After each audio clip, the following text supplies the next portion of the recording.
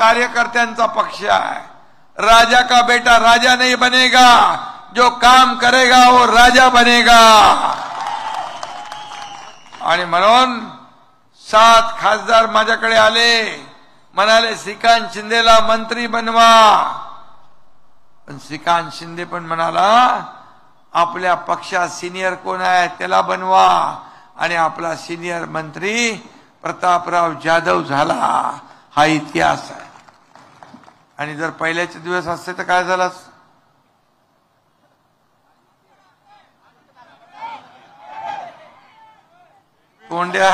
तोंडात सोन्याचा चमचा आणि हातात चांदीचा खुळखुळा घेतलेल्यांना आपल्यासारख्या कष्टकऱ्यांचं कष्ट दिसणार नाही, मेहनत दिसणार नाही, लोकांमधली तळमळ दिसणार नाही, आणि म्हणून ती ॲलर्जी आहे। आणि म्हणून हा पक्ष आपला कार्यकर्त्यांचा आहे। आणि म्हणून खूप शिव्याशाप देत आहेत, रोज देत आहेत, पण आम्ही आरोपाने नाही कामाने उत्तर दिलं। म्हणून 2-2.5 वर्षात एवढी कामं करू शकलो।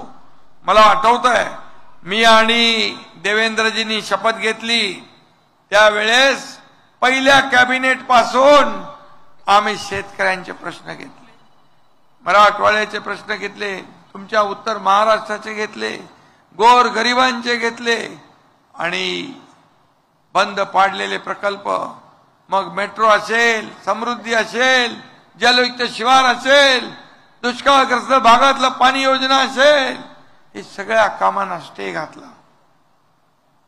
तो स्टे आम्ही काढला आणि कामं सुरू झाली, उद्योग आले, रोजगार मिळू लागले। आज कल्याणकारी योजना आम्ही सुरू केल्या। माझ्या लाडकी बहिणी, मुख्यमंत्री माझी लाडकी बहीण योजना सुरू केली, लगेच त्यांच्या पोटात दुखलं, बोले हे योजना काही चालणार नाही, होणार नाही, ही चुनावी जुमला आहे, ही बोगस योजना आहे। पण जसे माझ्या बहिणींच्या खात्यात 2 हप्ते गेले, 3000 रुपये गेले, त्यांना विश्वासच नव्हता। म्हणाले लवकर लवकर काढून घ्या, नाही तर सरकार काढून घेईल। अरे पहिले तर सांगत होते येणारच नाही म्हणून, पण हे सरकार मी तुम्हाला सांगतो हे देणार आहे, हे घेणार नाही। ही देना बँक आहे, लेना बँक नाही। आणि म्हणून आम्ही तेवढंच केलं नाही, आम्ही आमच्या लाडक्या बहिणींच्या खात्यात 5 हप्ते टाकले। 5 हप्ते, कारण आचारसंहितेमध्ये हे महाविकास आघाडीची काळी मांजरं आडवी येतील म्हणून आम्ही ऑक्टोबर मध्येच नोव्हेंबरचा पण हप्ता देऊन टाकला। आता तुम्हाला सांगतो नियत आमची साफ आहे, आम्ही स्वच्छ मनाने तुमची योजना चालू केली आहे। ते कोणी माईकाला आला तरी बंद करू शकत नाही, हा आमचा शब्द आहे। आणि तुम्हाला सांगतो 20 तारखेला जसं मतदान होईल, मतदान झाल्यानंतर डिसेंबरचा हप्ता पण माझ्या लाडक्या बहिणींच्या खात्यात पोहोचेल, हा आमचा शब्द आहे। आणि म्हणून आम्ही लाडक्या भावांची योजना पण केली, त्यामध्ये 12वी डिप्लोमा डिग्री 6000, 8000, 10000 रुपये देण्याचा निर्णय घेतला। त्यांना ट्रेनिंग मिळेल, नोकऱ्या मिळतील, रोजगार मिळेल, हे कधी कोणी विचार केला होता? शेतकऱ्यांना 12000 रुपये दिले, 1 रुपयात पीक विमा योजना दिली। आता 7.5 HP पंपाने शेती करणारे त्यांचं वीज बिल माफ केलं। आज सरकारने जो वचननामा केला मगाशी आपण बघितला, या वचननाम्यामध्ये ये तर ट्रेलर आहे, पिक्चर अभी बाकी आहे। गुलाबरावच्या भाषेत लाडक्या बहिणींना आम्ही सांगितलं होतं 1500 ठेवणार नाही, 1500चे 2100 रुपये आपण करतोय। शेतकऱ्यांची कर्जमाफी आपण करतोय। शेतकऱ्यांना शेतकरी सन्मान योजनेतून जे 12000 रुपये देत होतो ते आता 15000 रुपये देणार। प्रत्येकाला अन्न वस्त्र निवारा, कोणी आपल्या राज्यात भुका राहता कामा नये, रोटी कपडा मकान देण्याचा निर्णय आपल्या सरकारने घेतलाय. वृद्धांना ज्येष्ठांना पेन्शन 2100 रुपये करण्याचा निर्णय आपण घेतलाय. जीवनावश्यक वस्तूंचे भाव स्थिर ठेवण्याचा निर्णय जसं बाळासाहेबांनी 1995 मध्ये घेतला होता तो आपण घेतला.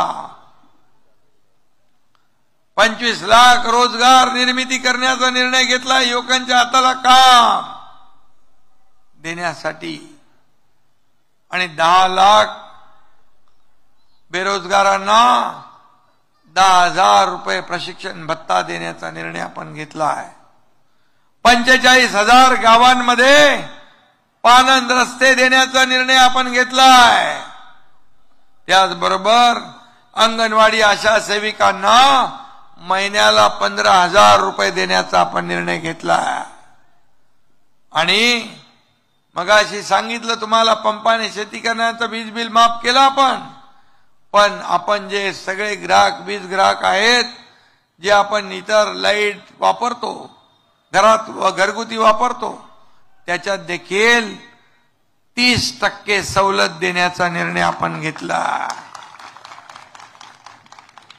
आणि सरकार स्थापनेनंतर 100 दिवसात विजन महाराष्ट्र 2029 जाहीर करण्याचाही निर्णय आपण घेतला.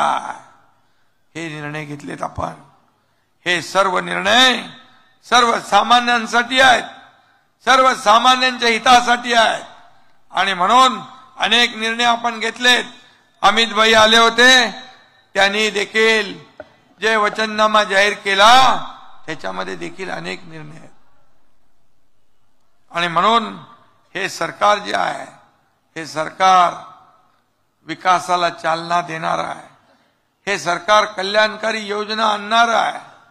आणि म्हणून हे विकास विरोधी सरकार, महाविकास आघाडीचं अँटी डेव्हलपमेंट विजन असलेलं सरकार 2.5 वर्षात गेलं नसतं तर 10-15 वर्ष आपलं राज्य मागे गेलं असतं. उद्योग, शेती आणि इन्फ्रास्ट्रक्चर मध्ये महाराष्ट्राची घसरण सुरू होती. आणि 2 वर्षापूर्वी उठाव केला नसता तर महाराष्ट्र कितीतरी वर्ष मागे गेला असता. आणि म्हणून पुन्हा 2.5 वर्षात महाराष्ट्र आपण नंबर 1 ला आणला. सगळ्या बाजूत उद्योगामध्ये, इन्फ्रास्ट्रक्चर मध्ये, जीडीपी मध्ये, परदेशी गुंतवणुकीमध्ये, सगळ्या सेक्टर मध्ये आज महाराष्ट्र नंबर 1 ला आहे. हा फरक आहे. आणि म्हणून विकास आणि कल्याणकारी योजना या ठिकाणी आपल्याला चालवायच्या आहेत. बघा, मी सांगतो, लोकसभेमध्ये फेक नरेटिव्ह पसरवून दिशाभूल केली, फसवलं लोकांना. पण एकदाच माणूस फसतो, पुन्हा पुन्हा नाही.